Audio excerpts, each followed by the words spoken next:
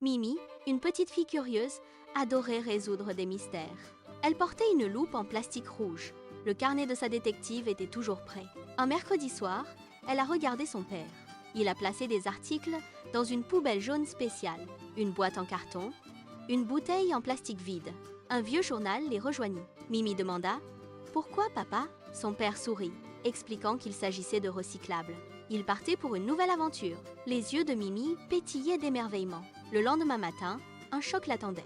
La poubelle jaune était complètement vide. Sa mâchoire tomba d'incrédulité. Où est-ce que tout est allé? C'était un vrai mystère.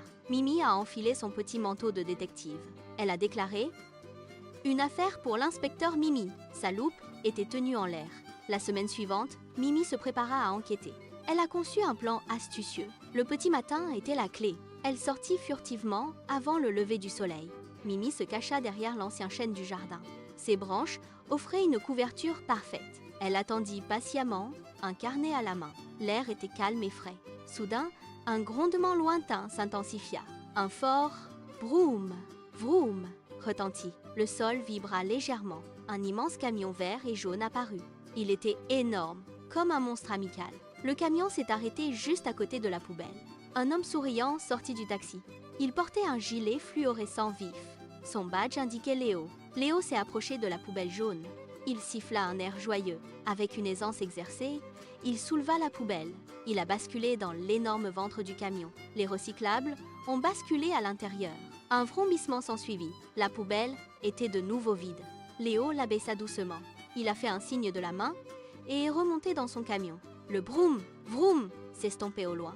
Mimi regardait, les yeux écarquillés, depuis sa cachette. Le mystère se dévoilait devant elle. Elle serra fermement son carnet. Mimi jaillit de derrière le chêne. « Arrête, voleur de carton !» cria-t-elle fort. Sa loupe rouge pointait d'un air accusateur. Léo, surpris, arrêta son camion. Il baissa les yeux sur le minuscule détective. « Où emportes-tu la bouteille de mon père ?» exigea Mimi. Les yeux de Léo pétillaient d'amusement. Il laissa échapper un rire doux et léger. « Bonjour, petit détective !»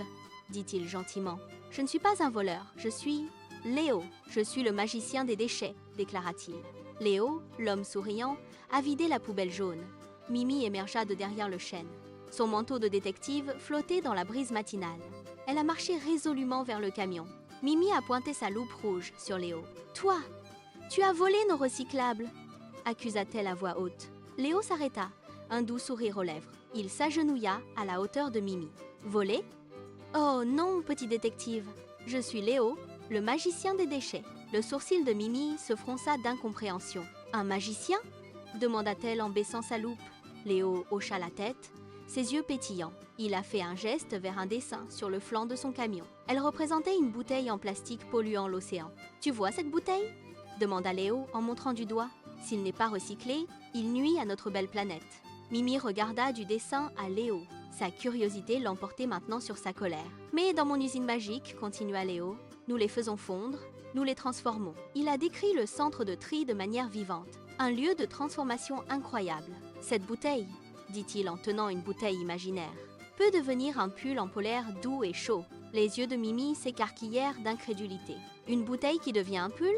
Impossible. » Léo la vit s'interroger et sourit. Il aimait partager la magie du recyclage. « Et une boîte en carton ?» insista-t-il. « Cela peut devenir un tout nouveau livre d'histoire. » Mimi imaginait ses contes préférés. Son esprit s'emballa d'idées. « De vieux journaux ?» demanda Léo enjoué. « Ils se transforment en de nouvelles boîtes à chaussures. » Son imagination s'envolait avec des possibilités. « C'est le mystère du recyclage », expliqua Léo. « Rien n'est vraiment perdu, Mimi. Tout se transforme pour protéger notre planète. » La colère initiale de Mimi s'est complètement dissipée. Une nouvelle compréhension s'est fait jour pour elle. Elle réalisa que ce n'était pas du vol. C'était de la magie écologique. Une grande aventure. Son visage s'illumina de compréhension. « Puis-je t'aider à faire de la magie, Léo ?» demanda-t-elle. Sa voix était remplie d'un enthousiasme sincère. Le sourire de Léo s'élargit. « Absolument, petit détective. » À partir de ce jour, Mimi eut une nouvelle mission. Elle est devenue la gardienne des recyclables à la maison. Aucune bouteille en plastique n'échappa à son regard attentif. Chaque boîte en carton est allée dans la poubelle jaune. Elle s'est assurée que tout était parfaitement réglé. Son père regardait fièrement, souriant. Mimi portait souvent son pull polaire rouge. C'était sa préférée, douce et chaude. Elle se souviendrait du voyage de la petite bouteille en plastique, la grande aventure de la transformation. Mimi, la détective, maintenant apprentie magicienne. Protéger la planète, un recyclable à la fois, son sourire, un témoignage de la magie écologique.